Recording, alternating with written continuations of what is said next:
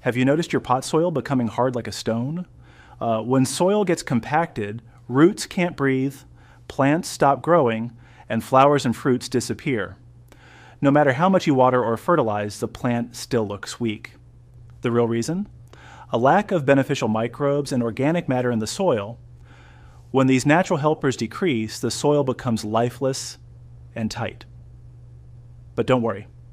Today I'm sharing a simple 100% organic solution from your kitchen that will make your soil soft, crumbly, and full of life again.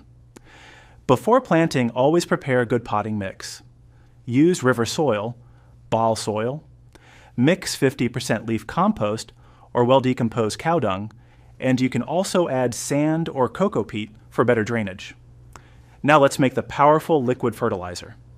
Take 2 liters of water, add 1 tablespoon gram flour, besan, and mix well.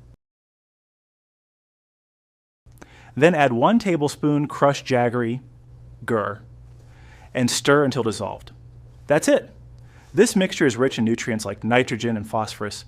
It boosts root growth, improves soil microbes, and increases flowering and fruiting. Before applying, loosen the topsoil. Then pour this liquid around the plant. Use it twice a week for best results.